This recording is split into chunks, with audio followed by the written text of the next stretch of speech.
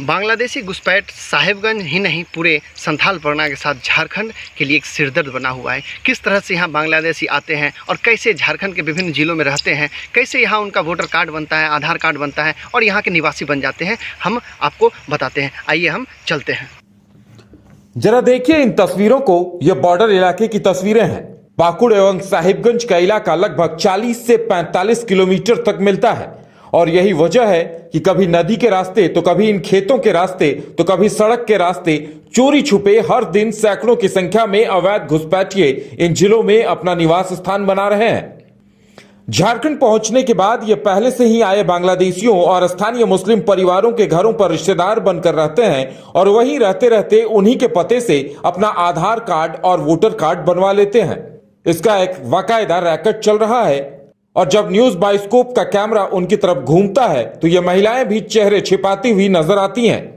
घुसपैठ के दुष्परिणाम भी सामने आ रहे हैं। पिछले दिनों राजमहल लोकसभा क्षेत्र के दियारा क्षेत्र में अचानक से वोटरों की संख्या बढ़ गई है, जिसे लेकर राजमहल विधायक अनंत ओझा ने चुनाव आयोग से पूरे मामले की जांच कराने की मांग की है।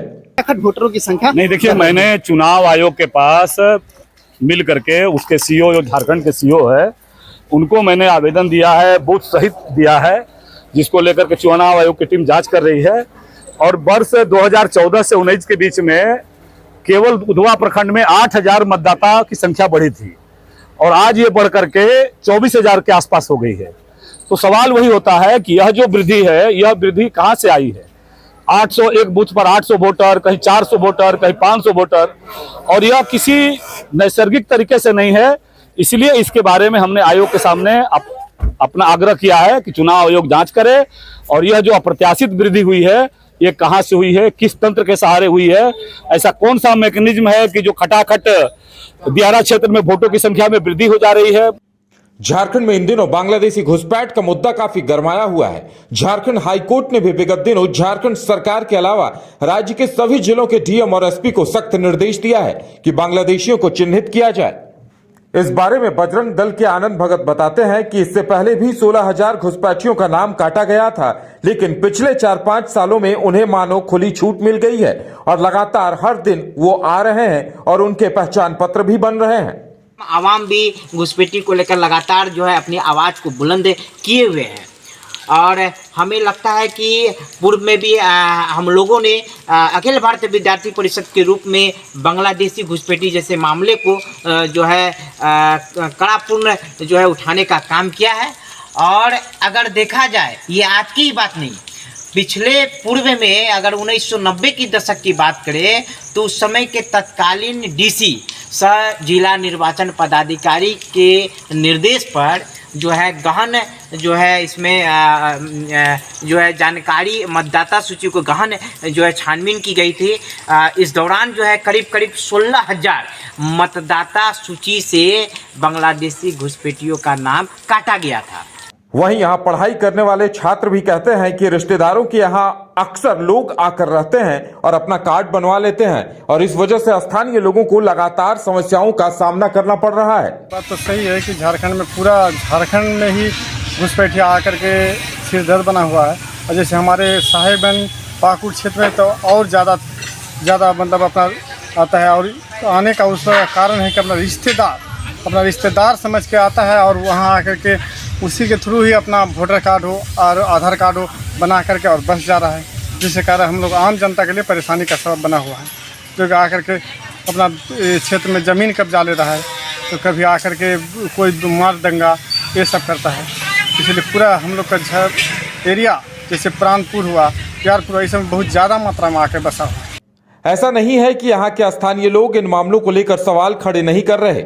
अखिल भारतीय विद्यार्थी परिषद के सक्रिय कार्यकर्ता पंचू सिंह बताते हैं कि इन्होंने 1990 में मालदा दिल्ली फरक्का एक्सप्रेस ट्रेन से ही 30-32 बांग्लादेशियों को पकड़ा था और बरहर व जीआरपी थाने में सुपुर्द किया था, लेकिन बाद में यह मामला ठंडे बस्ते में चला गया और उसके बाद से लगातार यह सिलसिला चल रहा और पिछले 2-3 सालों से लगातार यह सिलसिला तेज होता दिखाई दे रहा है। देखिए, ये जो समस्या है ना बांग्लादेशी घुसपैठ का, ये लंबे समय से चल रहा है और बहुत पहले 85-86 में बरहरवा स्टेशन पर बहुत बांग्लादेशी दस्तावेज के साथ पकड़ाया गया था। फिर विद्यार्थी परिषद 92 में एक मुहिम चलाया था, उस समय भी पकड़ाया था। लेकिन यह जो है पूरे साहेबगंज, पाकुड़, यह दोनों जिला जो है, इस दोनों जिला में बांग्लादेशी घुसपैठ का बहुत बड़ा ये प्रकोप है। और यहाँ जो मुस्लिम समाज है वो बांग्लादेशी आते हैं तो वो प्योर मुस्लिम समाज दिरा में जो है पहले वो रुकते हैं और वहाँ से फिर संथाल परगना के विभिन्न क्षेत्र में चले जाते हैं और कहीं संथाल से तो कहीं पहाड़िया से शादी करते हुए अपना गुजर बसर करके यहाँ रोजी रोटी और बेटी दोनों पर आफत मचाते हैं। साहिबगंज, राजमहल, पाकुड़ जैसे इलाकों में लगातार हो रहे घुसपैठ की वजह से यहां के स्थानीय लोगों को भी संसाधनों की कमी से जूझना पड़ रहा है। किसानों का कहना है कि वो आते हैं, जमीनों पर भी कब्जा कर लेते हैं और कुछ कहने पर लड़ाई झगड़ा करते हैं और लगातार संगठित होकर लोगों के साथ कहीं न कहीं मुश्किल परिस्थितियां आ जाती हैं। किसान मानते हैं कि लगातार आबादी बढ़ने से ये संकट और विकट होता जा रहा है। अगर सरकार गंभीर नहीं होती है तो स्थिति नियंत्रण से बाहर हो सकती है। क्या है, क्योंकि यहाँ हर साल इतना वोटर बढ़ रहा है। यहाँ से उन लोग कैसे आधार कार्ड बना लेते हैं, यहाँ उन लोग ऐसे ही षड्यंत्र फैला कर रखा है कि हम लोग का यहाँ लोकल का जीना कठिनाई हो जाती है और सरकार को इसमें बहुत कड़ा एक्शन लेना चाहिए। इसी में कि क्या जो कि हर साल अचानक इतना वोटर कैसे बढ़ जाता है। ये लोग रिश्ता बना लेता है, यहाँ के रिश्ता बनाने के बाद लोग वहीं से आधार कार्ड रिश्ते से बनता है। ये लोगों का चेन लगल है बांग्लादेश से, चेन लगल है बांग्लादेश से। उसी परिवार में शादी ब्याह होने लगता है। ये लोग वहीं से उसका सर्टिफिकेट, आधार कार्ड, बच्चा का एडमिशन सारा चीज़ वहीं से करता है। जनसंख्या भी बढ़ रहा है, उन लोगों का वोटर भी बढ़ रहा है। हाईकोर्ट ने तमाम उपायुक्तों को निर्देश जरूर दिया है कि सभी की समीक्षा की जाए, पहचान पत्रों की जांच की जाए और वहीं ये मामला राजमहल लोकसभा के दियारा क्षेत्र में वोटरों के बढ़ने को लेकर भी गरमाया है। ऐसे में हाईकोर्ट के निर्देश के बाद अब उपायुक्त और चुनाव आयोग कितनी गंभीरता से इन लोगों की जांच करता है, ये देखने वाली बात होगी। और अगर सीधी सी बात है, अगर अभी गंभीरता नहीं बरती जाती है तो आने वाले दिनों में यहाँ का संकट और भीषण हो सकता है और जो स्थानीय बासिंदे हैं उन्हें ही संथाल छोड़ना पड़ सकता है।